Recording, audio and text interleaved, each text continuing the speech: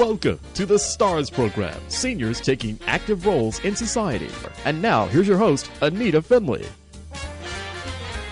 So, we have an author. We haven't had this author on for a long time. He actually was this month, and his name is Fred BERRI, and he wrote a book called Cousins, Bad Blood, and it's about power, sex, money, murder, deception, you know, all the things that we don't want in our life, but he wrote about it. So good morning, Fred. Good morning, Anita, and thank you for inviting me back into your studio. It's always a pleasure to be with you, and it's a lot of fun. How are you? Well, we're okay. We're all actually calling in. I'm not even calling in from the studio. We're all calling in from home because, you know, we have this coronavirus, and so that's probably going to be another book you're going to write. I can just feel it. Could be, but I've written quite a few since Cousins Bad Blood. I've written, yes, quite a few. So tell me, you know, you're a very nice man. I met you, and yet who would think that you would pick on things like you write on? It's so devastating. But I know that that's interesting. Thank you. Well, right. Well, I've read your book. I don't remember a lot about it, but I do remember there was a Michael Pellegrino in it. He was an immigrant and a power broker, and but he didn't start out like that. He actually was a nice guy. But why don't you tell us a little bit about that book, please? Sure. Michael Pellegrino, he was a young man that came over from Italy as a young boy, and of course he had to learn all the things in the new world, new language, new settings, new people, new atmosphere. And he did that, and he took one day at a time.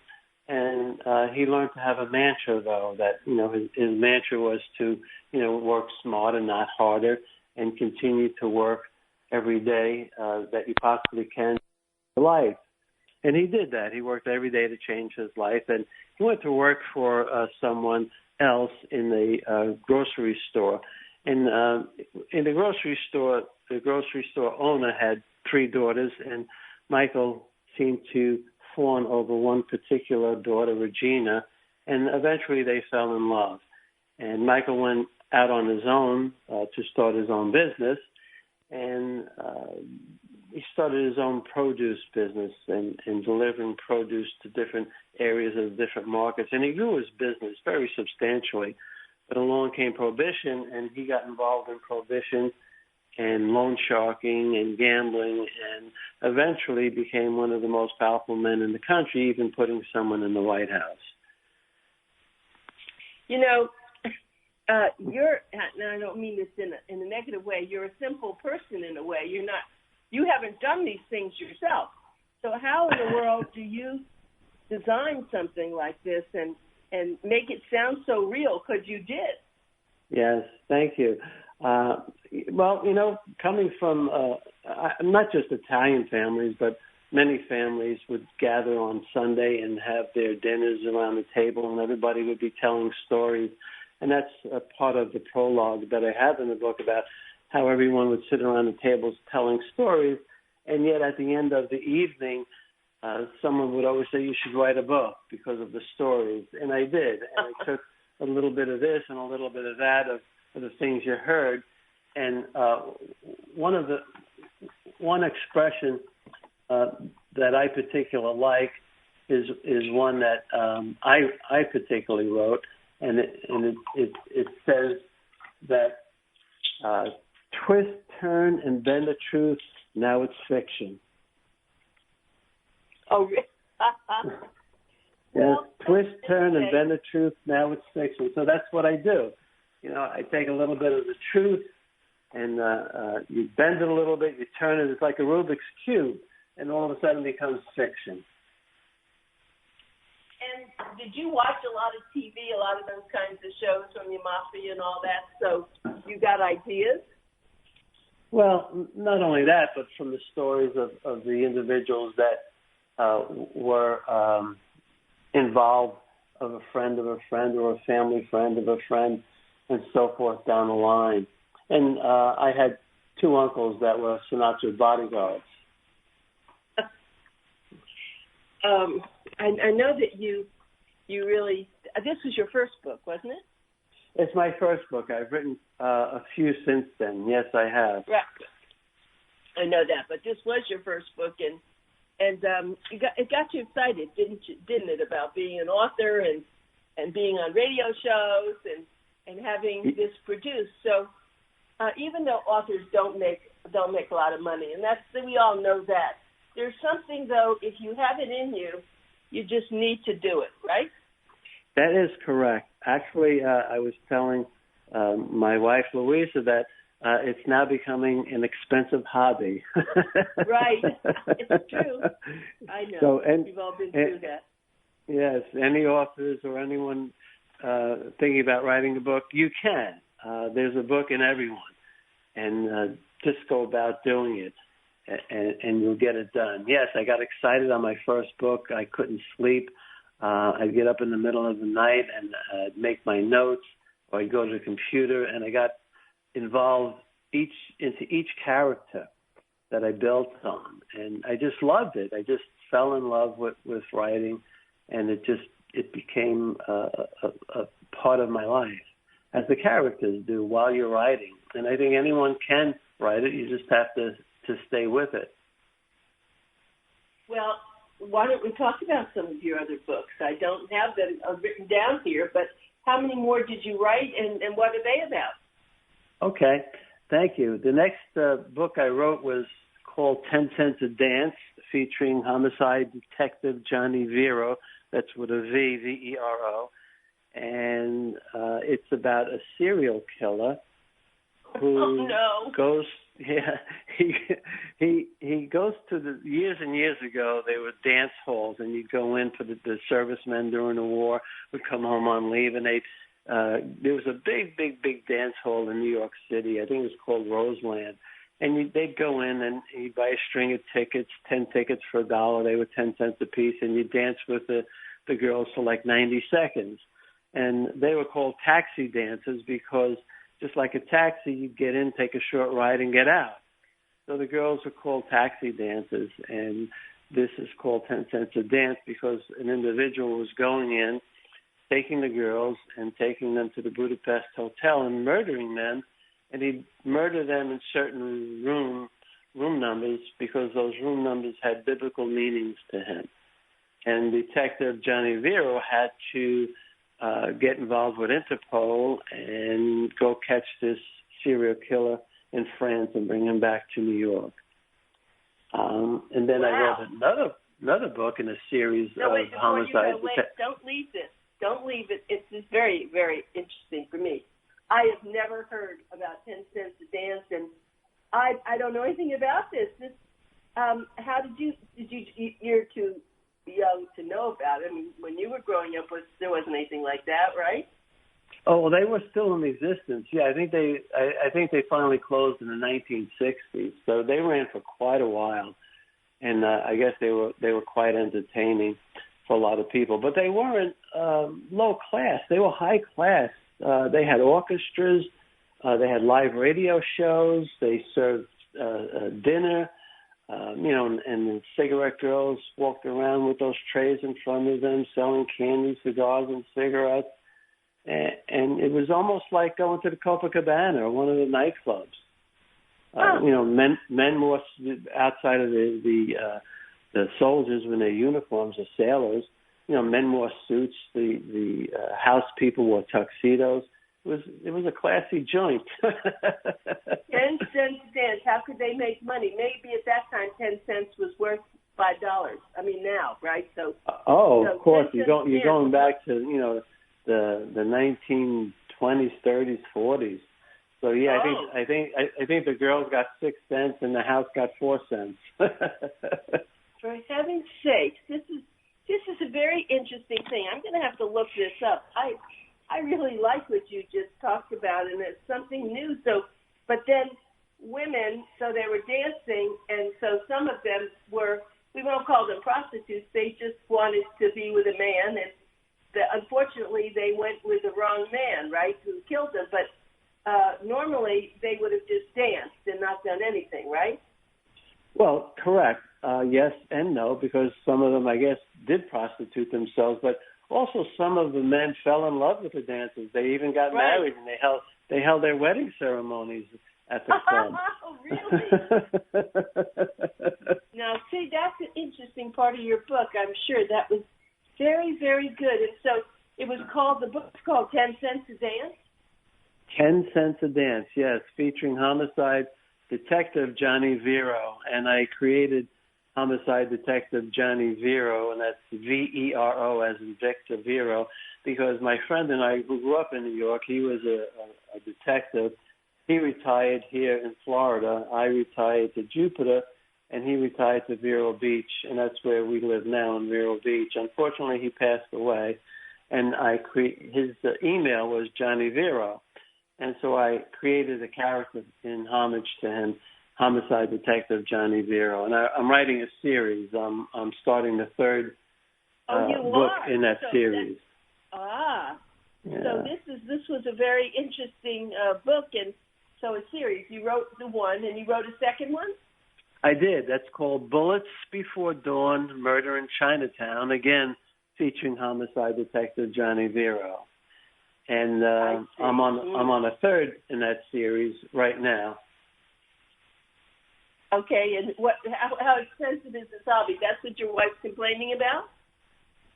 About what? I'm sorry? Your wife's complaining about your hobby, huh? Not complaining. She understands, thankfully. You know, we'll be married 54 years. So she understands at this point. Well, you know, it's funny. I live on the Intercoastal, and I see these big yachts sitting there. No one's in them. Maybe if they go out once a year, that's a lot. And they cost huge amounts of money. It makes your cost of a book like pennies. So you tell her, good thing that you don't have this big love for huge yachts, or do you? I really don't, but I'm sure she wouldn't mind laying out in the sun on one. Right. So tell her, listen, this is just pennies. As you said, 10 cents a dance, 10 cents a book. No, I'm kidding. But so it's good for you. I am so glad. So it's going to be a series based on Johnny Vero, right? Correct. I'm on my third one with that, and I'm also I have another one that's gone to editing already, Murder on Contadora Island. That's in editing at the moment. And then I'm writing another series of children's books, Adventures of Carmelo.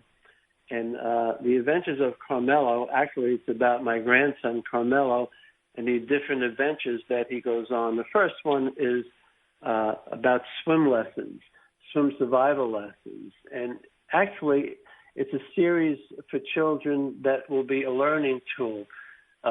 It's about this young boy, Carmelo, who experiences things during his adventures, but it teaches respect, it teaches listening, it teaches how to follow instructions, how to be brave, and that it's okay to be scared.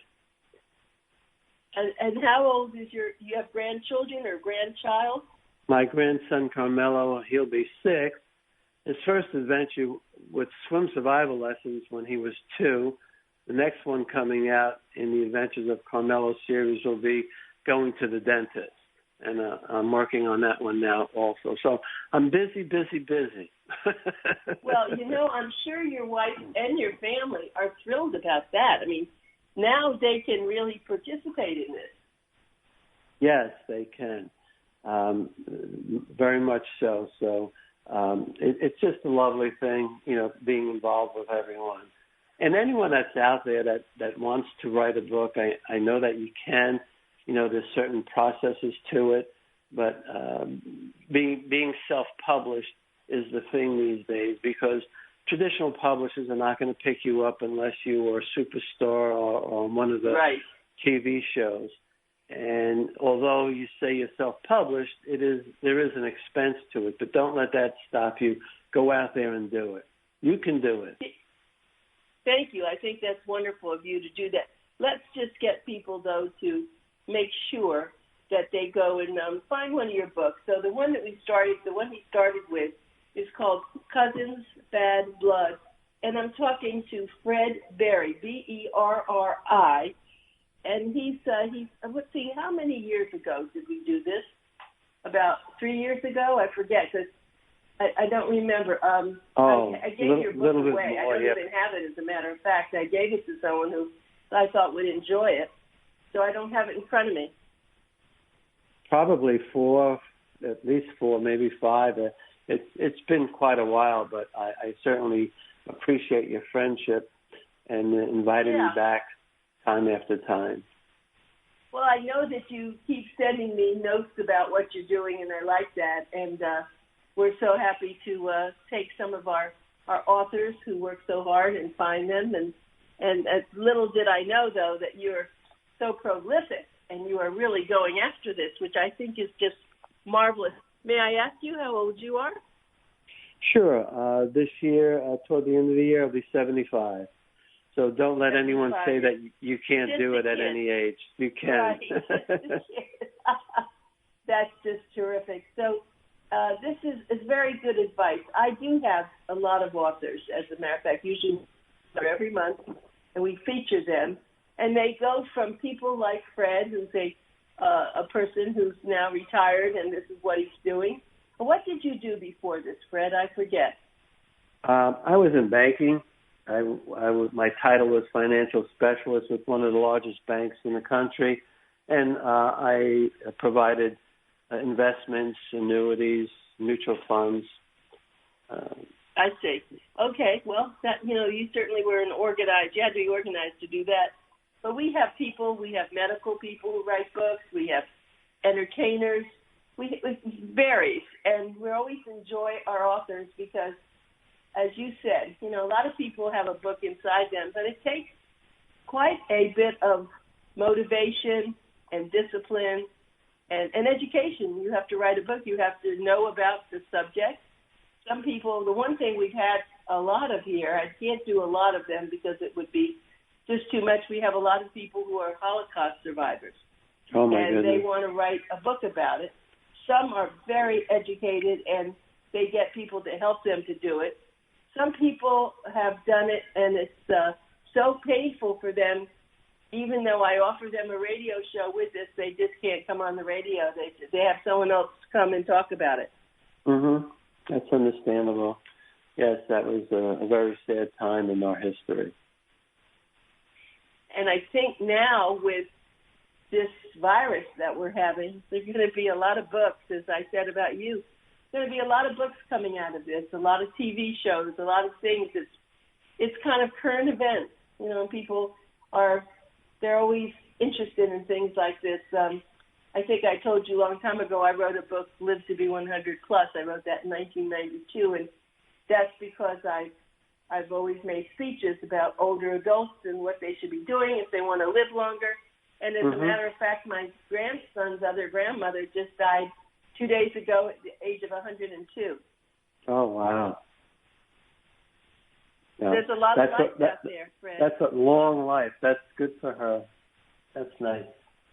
Yep. And she happens to have been Italian. I know that you're Italian. And she lived in Michigan. So anyway, but let's just get back to your book. So you have the children's books, which I think are going to be just fabulous. I'm glad you're doing that. It's kind of interesting to go from murder, sex, and deception to working on children's books and teaching them. But I think that could be very successful for you. I hope so. I appreciate that.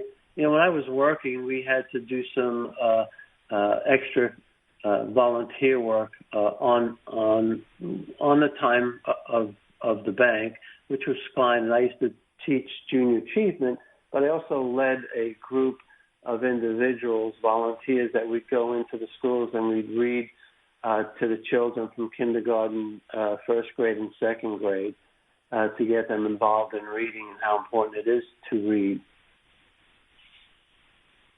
That's why I guess you do appreciate why children could use the lessons that you're going to tell them. Yes, I hope so. And there are a lot of lessons to be learned in my children's series books, and I appreciate your thoughts on that. And becoming self-published is an experience in itself. It's a whole industry, it's a whole business, and that anyone who's attempting to do it, just stay with it, stay focused, and you have to divide yourself, because you have to divide yourself into writing, you have to divide yourself into editing, divide yourself into publishing, and then divide yourself into marketing. And, you have to put it all together, one segment at a time.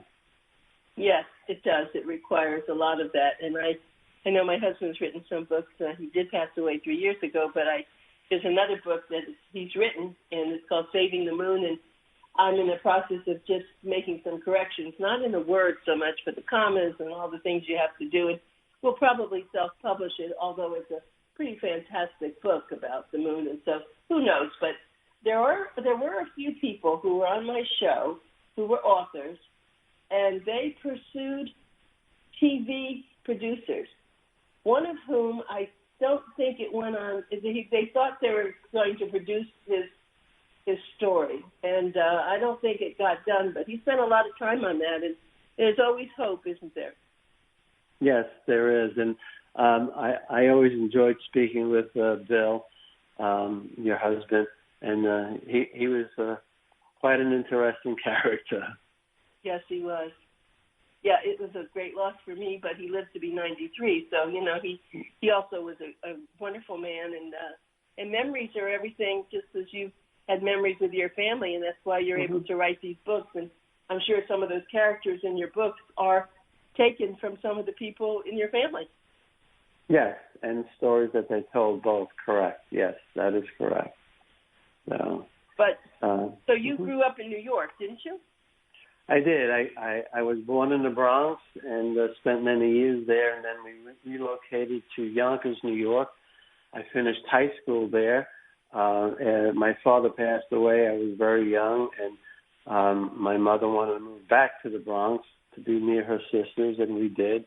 And they moved back to an area in Fordham, and it was a little section called Little Italy. I lived right on Arthur Avenue.